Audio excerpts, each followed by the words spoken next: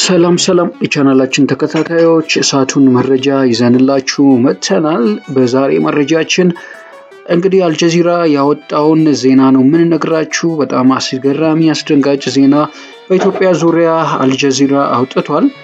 የጀነራል ዳጋሎ ተዋጊዎች በአሶሳ ጦር ሰፈር መስርተዋል ሲል ነው እንግዲህ አልጀዚራ የዘገበው። ከዚህ ቀደም ኢትዮጵያ የዳጋሎን ተዋጊዎች ትደግፋለች የሚሉ በርካታ መረጃዎች ሲወጡ እንደነበረ ኢትዮጵያን በዝምታ ስታስተባበል መቆየቷ ይታወሳል። አልጀዚራ ቴሌቪዥን በአረበኛ ቋንቋ ባሰራጨው መረጃ የሱዳን ተፋላሚ የሆነውና በሌተናል ጀነራል መሐመድ ሐምዳን ዳጋሎ የሚመራው ፈጥኖ ደራሽ ኃይል በኢትዮጵያ ውስጥ የጦር ሰፈር መመስረቱን ገልጿል።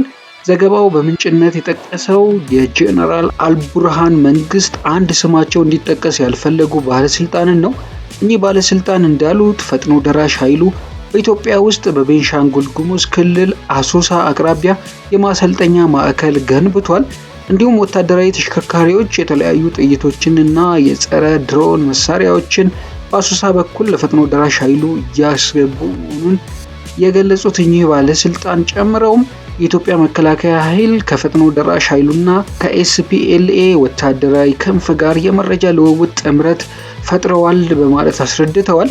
ባለስልጣኑ ንግግራቸውን በመቀጠል በአሶሳ አካባቢ ለፈጥኖ ደራሽ ኃይሉ የተሰጠው ማሰልጠኛ 2 መሆኑንና እነዚህም እስከ 10,000 ወታደሮችን የማስተናገድ አቅም ያላቸው መሆናቸውን አስረድተው ጉዳዩን በበላይነት የተከታተሉ ያሉት ጀነራል ጌታቸው ጉዲና መሆናቸውን ለአልጀዚራ ገልጸዋል።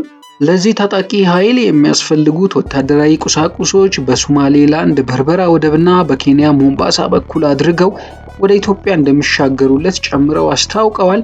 ከዚህ በመነሳት የሌተናል ጀነራል አልቡርሃን ጦር ኃይል በምስራቃዊ የሀገሪቱ ክፍል አዲስ የጦር ግንባር ለመክፈት በዝግጅት ላይ መሆኑን የገለጹት እኚህ ባለስልጣን በሌላ በኩል በኤርትራ ውስጥ አዲስ ወታደራዊ ካምፕ ለማቋቋም እንደታቀደም አስታውቀዋል።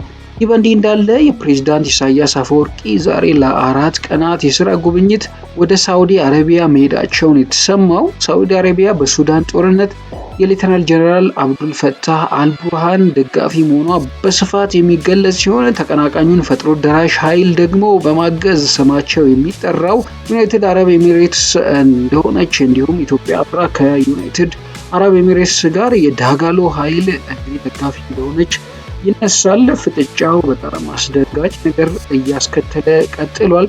ኤርትራ ውስጥ አሁን አዲስ ካምፕ እናቋቁማለን ብለዋል። እንግዲህ የሌተናል ጀነራል አብዱል ፈታህ አልቡርሃን ኃይሎች ማለት ነው። ከዚህ ጋር ተያይዞ የኤርትራ መንግስት ፕሬዝዳንት ኢሳያስ አፈወርቂ ለ4 ቀን የሚቆይ ጉብኝት ለማድረግ ወደ ሳውዲ አረቢያ መሄዳቸውና በዚህ ጉዳይ ላይም እንደሚነጋገሩ ነው እንግዲህ ፍንጮች እየተመለከትን ያለ ነው።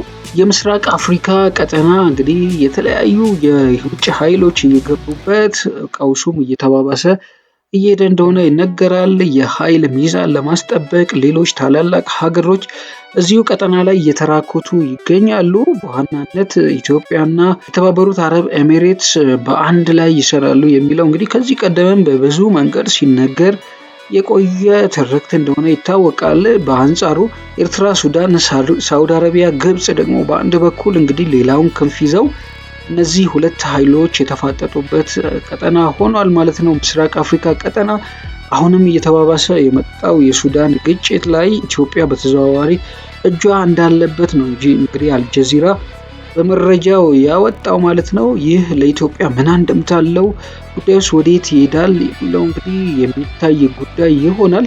ያም ሆኖ ይህ በአሶሳ የጦር ካምፕ ተመስርቷል። የሱዳን የጦር ካምፕ የሚለውን እንግዲህ ባለስልጣናት እያረጋገጡ ይገኛሉ። ከዚህ በፊትም በጀነራል ጌታቸው ጉዲና የሚመራ የማሰልጠኛ ካምፕ በስፋት የተዘጋጀ ነው የሚለውን በርካቶች የኢትዮጵያ ሚዲያዎች ጨምሮ ሲቀባበሉት እንደነበረ ይታወሳል። ይህንን እውነታ አልጀዚራ ማረጋገጥ ችሏል ማለት ነው። እንግዲህ ውድ የቻናላችን ተከታታዮች ከቻናላችን ጋር ስትሆኑ ሌሎች አዳዲስ ተጨማሪ መረጃዎችን እንነግራችኋለን። ላይክ፣ ሼር፣ ሰብስክራይብ እያደረጋችሁ አብራችሁን ሆኑ እንላለን። እስከዚያው ሰላም።